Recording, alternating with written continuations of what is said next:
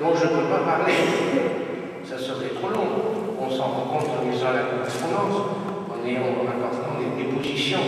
Il y a une vie spirituelle personnelle forte et aussi ensemble. Le résumé de ça, c'est Madame Martin, elle a un souci. Je voudrais être sainte.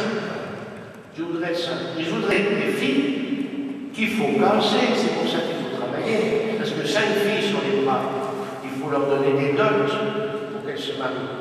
Bon, alors il faut travailler. Mais tant pis si elles n'ont pas de dot, ce qui compte, c'est qu'elles soient des saintes. Et elle dit ça. Donc à son frère Isidore, fais attention avec ta pharmacie, tu vas gagner beaucoup d'argent, mais ça, c'est pas le principal. Il faut que tu sois un saint. Alors Isidore, il met longtemps avant de comprendre ça. À un moment donné, un mari qui veut faire une retraite dans son appartement.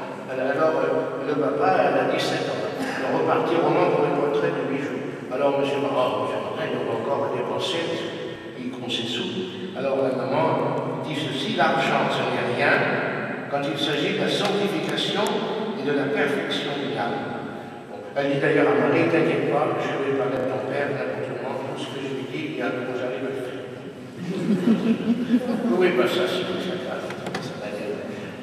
Il faut dire que M. Martin avait devant lui 6 femmes. Bon, elle avait été bien obligée de laisser pavillon souvent. Non.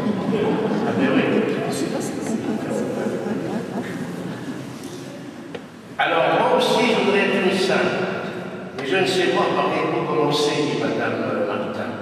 Il y a tant à faire que je me borne au désir. Je dis souvent dans la journée, mon Dieu, que je voudrais bien être une sainte. Puis je n'en fais pas des heures. Il est pourtant grand temps que je m'y mette.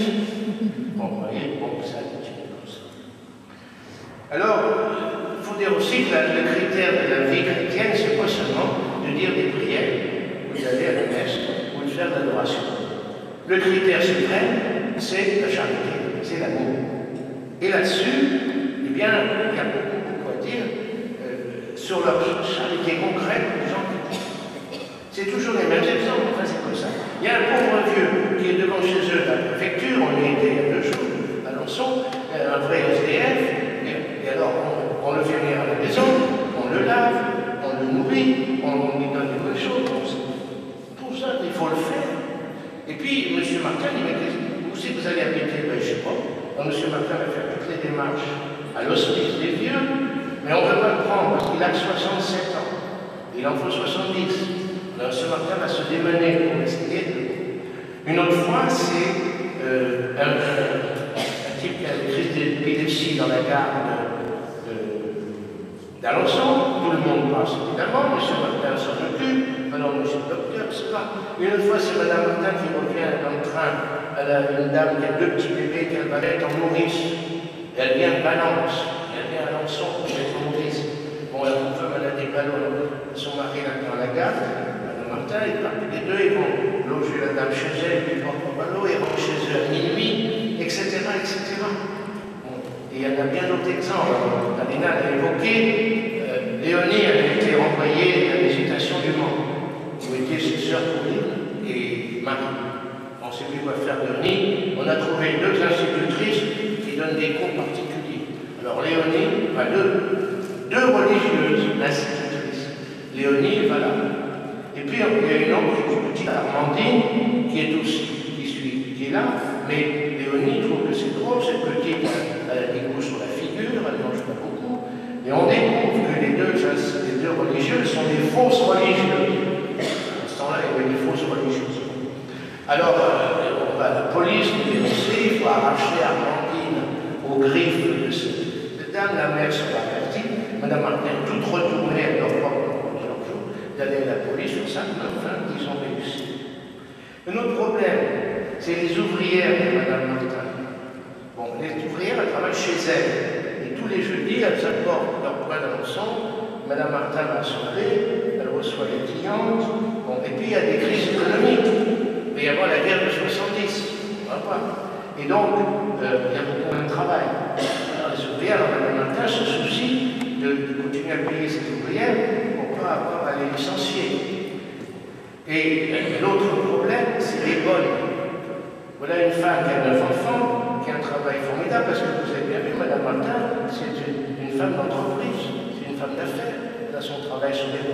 Alors, la Fanfan, nous allons voir comment faire 4, elle a le beau-père, elle a son père, par exemple. Vous voyez ce que cette femme peut faire en se levant à 5 heures, en se couchant à minuit. Et donc, il faut qu'elle se fasse aider. On se fait aider par qui? Par des petites bonnes autour, qui ont 15-16 ans, qui ont à peine fini l'école, qui sont, pour bien dire, parfois des gourdes épouvantables, qui ne savent pas faire grand-chose, qui tombent malades chez Madame Martin. Madame Martin, on a une, elle dit, je n'ai plus de bonne. On a un mois que la mienne est tombée malade, d'un rhumatisme articulaire. Je l'ai soignée 3 semaines, on devait la garder jour et nuit. Alors voilà, voilà. Et c'est pas la seule fois, c'est pas la seule fois que la société est bonne, ils ne font pas toujours bien leur travail.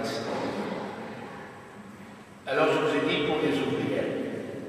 Une autre fois, il y a une dame qui travaille avec Madame Martin, qui est assembleuse, c'est-à-dire qui rassemble, mais il faut bien dire, elle n'en fait pas l'eau.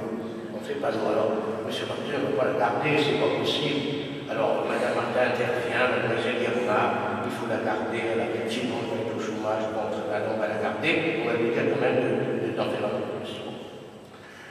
Alors, ils vont accepter aussi de prêter de l'argent, non seulement à leurs frères, bon, d'avoir des créances qui ne sont pas payées.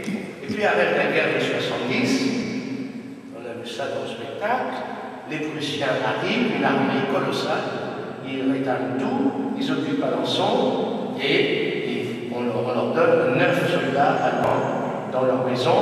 C'est là que Madame Martin dit ils sont ni méchants ni pillards, ce qui est déjà bien, mais alors ils ont un défaut effroyable, ils mangent tout sans pain. On leur amène des fromages comme ça, hop, ils quittent tout sans pain, on leur amène de la viande, tout sans pain. Et là on voit l'origine paysanne des Martins. Paysanne et militaire, hein, le pain, c'est la base de tout.